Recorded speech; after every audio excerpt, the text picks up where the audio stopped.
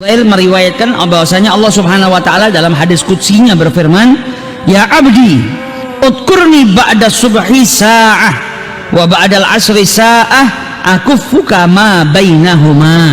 Wahai hambaku, ingatlah aku setelah subuh sesaat, kemudian setelah asar juga sesaat, maka aku akan mencukupimu di antara keduanya, di antara subuh sampai asar. Keperluanmu apapun aku akan cukupi, kata Allah Subhanahu wa ta'ala. Sesaat saja bisa mendapatkan kemuliaan seperti itu, apalagi kalau semua waktu kita gunakan untuk berzikir kepada Allah Subhanahu wa ta'ala. Wa qala ba'dul ulama, sebagian ulama juga meriwayatkan bahwasanya Allah Subhanahu wa ta'ala berfirman dalam hadis qudsinya, siapapun daripada hamba Allah Subhanahu wa ta'ala ketika hatinya dilihat oleh Allah Subhanahu wa ta'ala dan Allah mendapati hatinya itu berpegang teguh mengingat Allah Subhanahu wa ta'ala, fara'aitul ghalib alaihi at-tamassuk bidzikri, maka aku, kata Allah Subhanahu wa ta'ala, kulihat di dalam hatinya itu dia berpegang teguh berzikir mengingatku, maka aku akan menjadi pelindung dalam siasatnya, dalam semua urusan kehidupannya. Allah yang memberikan perlindungan. Wa kuntu jalisuhu, dan aku yang menjadi tempat duduknya, tempat kawan duduknya. Aku menjadi kawan duduknya, dan aku menjadi kawan bicaranya, dan aku yang menjadi penghiburnya. Maksudnya di sini apa? Menunjukkan kedekatannya Allah dengan orang yang di dalam hatinya banyak berzikir kepada Allah. Sampai diibaratkan aku menjadi teman duduknya, menjadi kawan bicaranya. Berarti saat itu orang tersebut dalam keadaan yang sangat dekat dengan Allah Subhanahu wa ta'ala. Kemudian dikatakan oleh Al-Hasan bahwasanya zikir ini banyak macam-macamnya, banyak derajat-derajatnya, tapi zikir mengingat kepada Allah Subhanahu wa ta'ala yang paling tinggi derajatnya adalah ketika engkau berzikir dan ingat Allah dalam keadaan atau dalam sesuatu yang di hadapanmu ada perkara yang haram. Biasanya orang itu kalau zikir sama Allah dalam keadaan gak ngapa-ngapain kan gampang, dalam keadaan taat ya ingat sama Allah Ta'ala. Tapi kalau sudah terganggu dengan sesuatu yang haram, biasanya orang lupa. Mau berbuat maksiat gitu ingat sama Allah, wah itu susahnya kan minta ampun. Makanya orang yang bisa ingat sama Allah Subhanahu wa ta'ala ketika di hadapannya itu ada perbuatan haram, ketika nafsunya muncul dan dia hendak berbuat haram, dia ingat sama Allah Subhanahu wa ta'ala.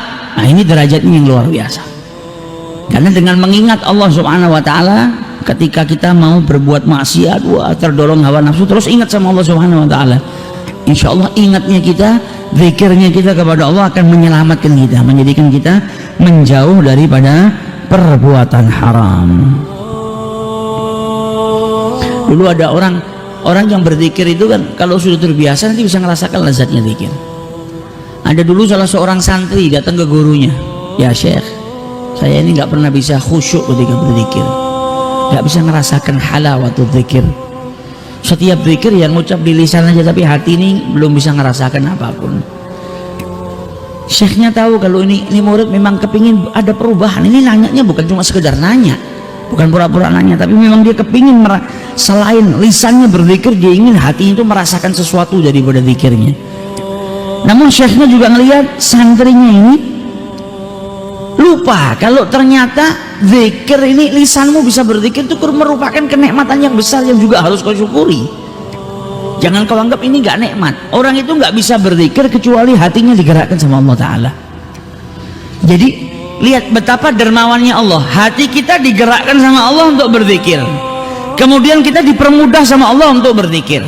Jadi semuanya dari Allah, bukan dari kita gak punya apa-apa. Allah yang mengilhami kita untuk berzikir, Allah yang kemudian memberikan jalan kita untuk berzikir. Ketika kita berzikir diampuni dosa kita, dijauhkan kita dari siksanya Allah Subhanahu wa ta'ala. Kurang dermawan apa? Maka Syekh tadi menjawab apa? Bersyukurlah kepada Allah yang telah menghias salah satu daripada anggota tubuhmu untuk berzikir mengingatnya. Jadi walaupun engkau belum bisa ngerasakan, engkau tetap harus bersyukur. Karena apa? Tidak semua orang diilhami sama Allah mau berzikir.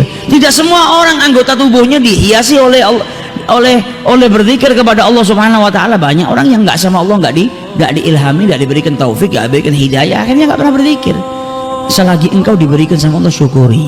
Nah, syukurmu dan engkau sadar kalau engkau ini diberikan kenikmatan sama Allah dengan digerakkan lisanmu untuk berzikir, rasa syukurmu nanti yang akan menjadikan kau bisa merasakan nikmatnya berzikir, yang bisa merubah dari berzikir dengan lisan kemudian berzikir dengan lisan dan hati. Itu kalau kita nyadari, kalau kita ini ternyata diberi kenikmatan sama Allah Subhanahu wa ta'ala. Jadi ada orang, apa manfaatnya saya ngaji, saya tiap hari ngaji yang nggak tahu artinya. Manfaatnya apa?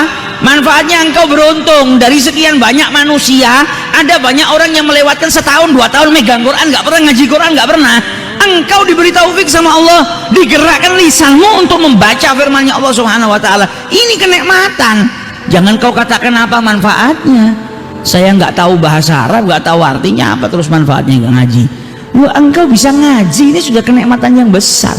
Engkau mau masuk ke masjid, ngisi waktumu untuk menghadiri majelis ilmu, itu kenikmatan besar. Nggak semua orang bisa. Banyak yang sedang tertidur lelap, banyak yang mungkin sudah mulai maksiat, banyak yang buang waktu sia-sia.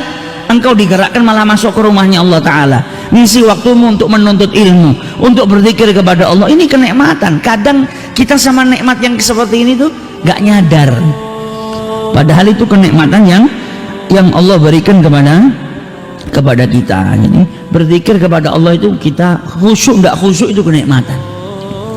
Nah kalau terus nanti lama kelamaan kita akan mendapatkan kekhusyuan. Wa yurwa anna kullu nafsin takhruju minad dunya atsya illa dzakirullah azza wajal.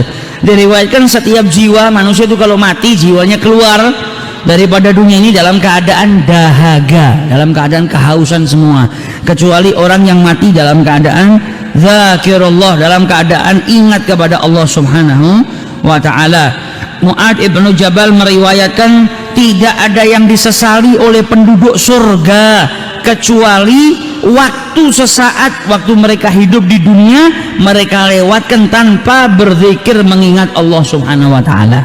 Jadi penduduk surga itu kalau ditanya yang paling merugikan untuk kalian itu apa, yang paling rugi bagi kami ketika kami di dunia ada sesaat waktu yang kami buang, kami lewatkan tanpa kami ingat kepada Allah Subhanahu wa ta'ala. Padahal ini sudah di surga, dia sudah masuk surganya Allah, tapi masih menyesali ada waktu yang terlewat sesaat mereka tidak ingat kepada Allah. Lah bagaimana yang tidak di surga? Yang di surga saja masih merasa nyesal kalau ada waktu yang terbuang sia-sia tanpa mengingat Allah Subhanahu wa ta'ala. Berarti mengingat Allah keutamaannya luar biasa. Nanti kalau kita wafat kita bisa tahu betapa besarnya manfaat orang yang berzikir mengingat Allah Subhanahu wa ta'ala. Sholat saja, sholat, ibadah semua lainnya kan tujuannya supaya manusia ingat. Wa aqimis shalah li dzikri, dan dirikanlah sholat agar engkau ingat kepada Aku, kata Allah Subhanahu wa ta'ala. Puasa supaya ingat Allah.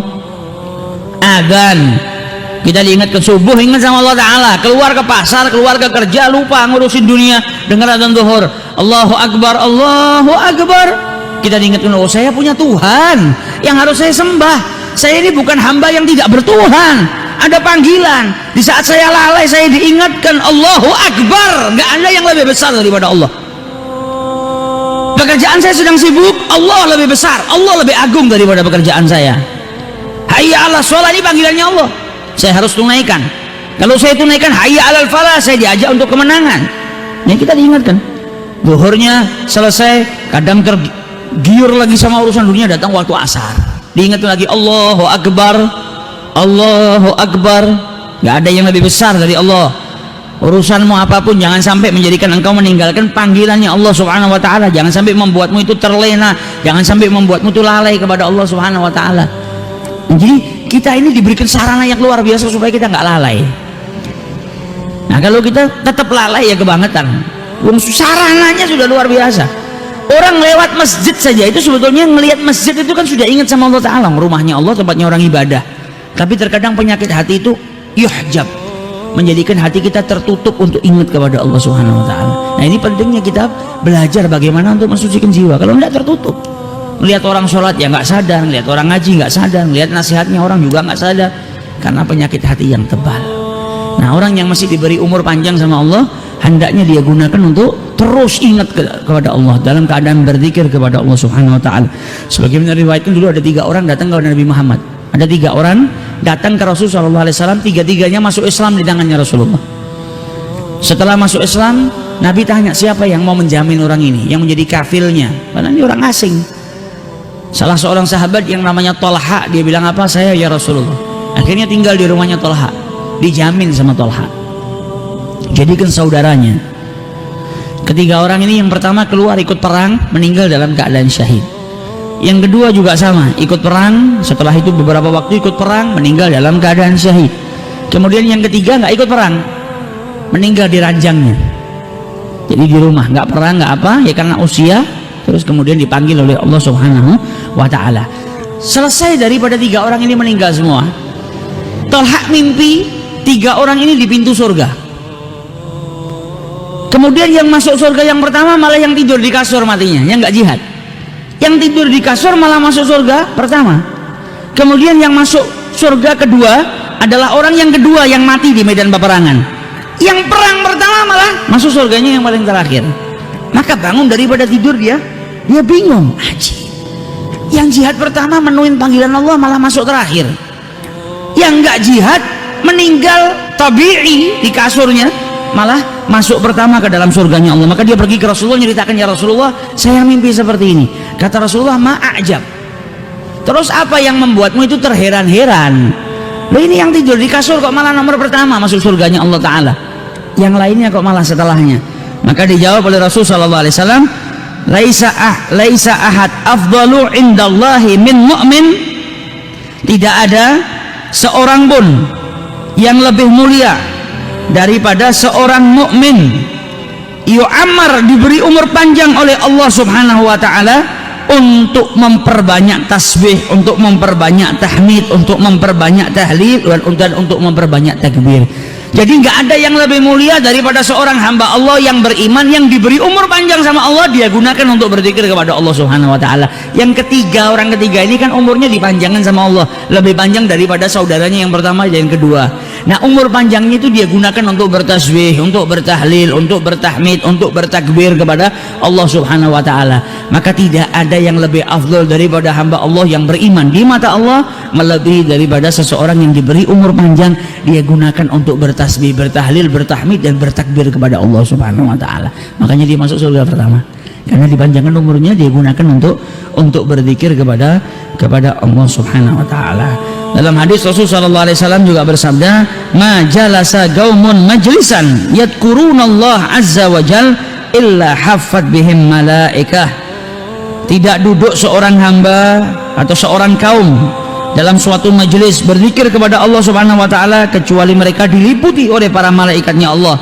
Kemudian mereka diliputi juga oleh rahmatnya Allah Subhanahu wa ta'ala, dan Allah pun akan mengingat mereka di hadapan para malaikatnya, akan diingat sama Allah Subhanahu wa ta'ala. Nah, itu manfaatnya kalau kita masuk ke majelis-majelis zikir.